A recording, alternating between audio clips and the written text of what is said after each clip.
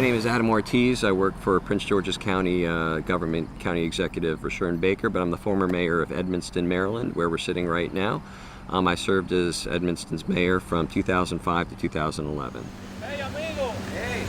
How you doing, man? Very good, man. How you been? Very good. How about you?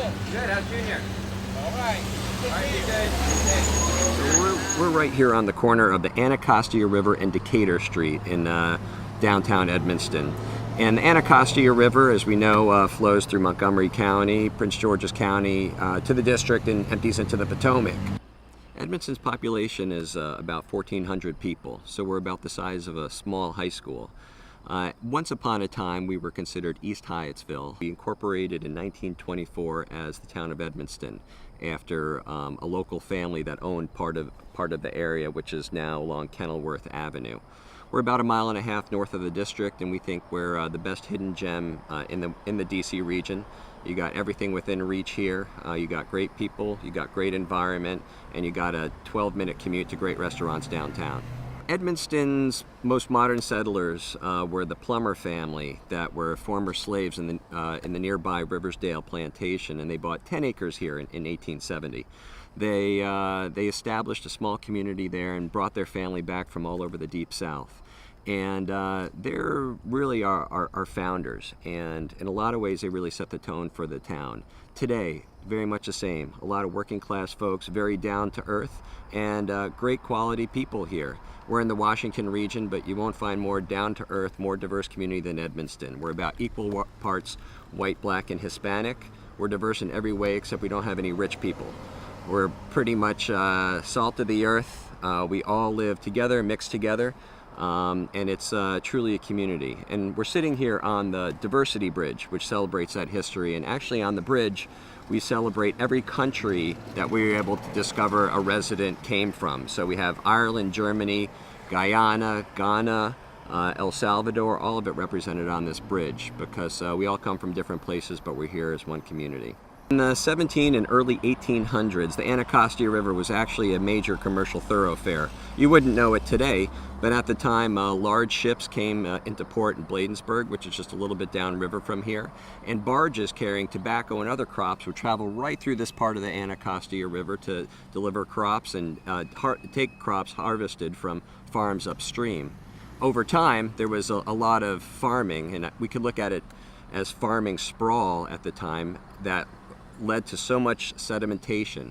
When the trees and forests were ripped out in big storms, all the soil would just rush into the river and slowly filled it in, filling in the port. At the time it was a major seawater port. Now you can walk across it in low tide. But at the time it was a major thoroughfare. Today there is still some wildlife here, but there's certainly no barges coming. And incidentally, it was a lot wider historically than it is today, and it was very windy. This levee that we're sitting on was built by the Army Corps of Engineers and ended up taking out, for flood control purposes, a lot of the forest in the area. So although things have changed, the river is still here and we still have a relationship to it. This is really the heart of our community. It's the artery that's right in the center of everything, and it's the place today where people still come together. So we're sitting here on this levee that was built about 60 years ago. And this levee was built to keep the river in the river and to keep the communities outside from flooding. However, over the last few decades, there's been a lot of development in this area. So a lot of the natural forest land has been taken out and replaced by shopping centers and parking lots and roads. And what that has led to is less opportunity for rain to seep naturally into the ground. Instead, it goes off of these parking lots, down storm drains, and through this very complex underground stormwater system, and it ends up in this region right here in Edmonston, because Edmonston is the lowest point in the area. It's like the bottom of a bathtub. Over the last decade, we flooded 4 times, tremendous flooding, as many as 60 homes underwater, just because we've gotten so much water from these parking lots and shopping centers in the area. So we had to fight back, and working with Prince George's County and others, we were able to get a state-of-the-art flood control system put in, a $7 million system that has kept us dry. But what we learned from that is that all development comes at a cost, that we have to live in better harmony with our environment. Otherwise, we're passing on problems downstream to somebody else. And that could be in the form of flooding, but that can also be pollution. And a lot of our pollution comes from stormwater runoff, whether it's from farms and fertilizers, or if it's from industrial waste, or just pollution that's on roads that gets washed into our river here. In our street, our main street, Decatur Street, which is located right here, 90% of the stormwater of rainfall that hits the street gets absorbed right on the street. So we aren't passing pollution or flooding downstream or into the river. And I'll show you in a little bit some of the technology we used, but we're able to replicate we were able to replicate that natural process of rainwater absorption by turning our tree boxes along the side of the street into rain gardens, where water gets channeled into the garden and flows naturally into the ground. And then in some areas of the street we have asphalt that actually absorbs water. The bike lanes absorb water, so therefore it replicates the natural process that existed here hundreds of years ago.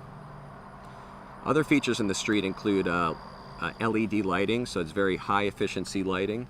We're purchasing our power for all of the town uses from wind farms in the Midwest, so this is 100% green power that's on here. It's bike accessible, it's ADA accessible, and it connects to this wonderful trail network we have here in the National Capital Area region. So our goal was to build a street that is really part of the community, that's more than just a way for cars to get one way or another, but is really a place where we can live in harmony with our environment, and a place where people can come together and connect with each other, with our environment, and with the rest of the world.